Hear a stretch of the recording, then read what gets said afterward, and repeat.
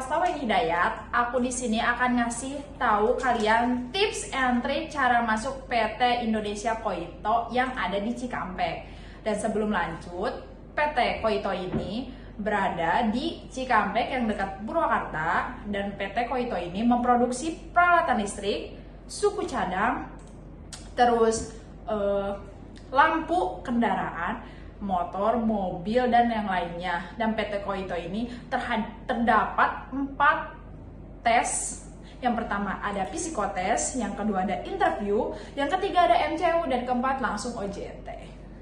Nah, sebelum lanjut, PT Koito ini hanya membuka loker untuk KTP Karawang saja, karena PT Koito ini hanya membuka di Disnaker Karawang. Oke, lanjut. Yang pertama itu, dulu aku ngelamar ke PT Koito ini tidak melalui sistem online, tetapi melalui sistem offline, karena kan dulu masih belum zaman COVID. Nah, jadi kalau dulu tuh PT Koito ini hanya memasukkan lamaran. Jadi di Disnaker tuh kalau pengen ngelamar ke suatu PT, kita tuh harus masukin lamaran, dan PT Koito ini hanya membutuhkan orang-orang yang tinggi saja, karena tinggi aku 165, jadi aku lolos kualifikasi. Nah, lanjut ke tes psikotes yang kedua, yaitu matematika dasar. Nah, matematika dasar itu sama seperti PT lainnya, terdapat pertambahan, pengurangan, perkalian, pembagian, desimal, cerita soal, dan lain-lain.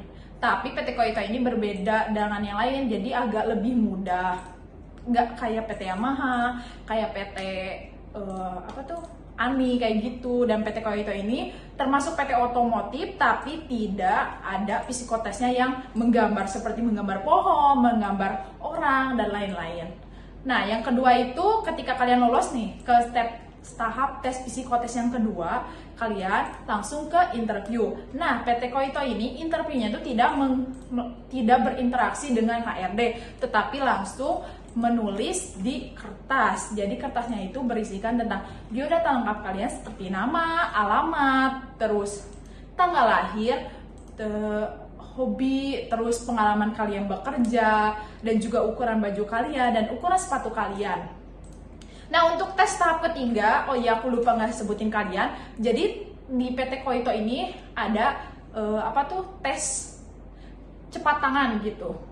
Jadi PT Koito ini kan, kalau PT itu kan Kreplin ya. Kalau di PT Koito ini ada tes cepat tangan. Jadi kayak kita tuh dikasih semacam kayak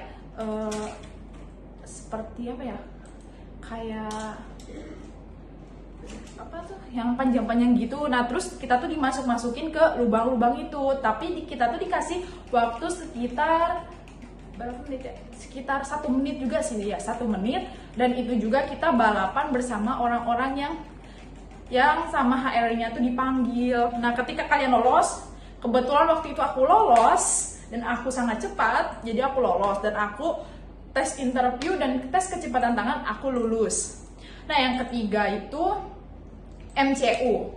Untuk PT Koito ini, untuk MCU ketika kalian head dan kalian mata minus, itu Koito tidak menerima karyawan, walaupun mata kalian minusnya hanya 1. Jadi Koito ini hanya menerima mata minus yang 0,5.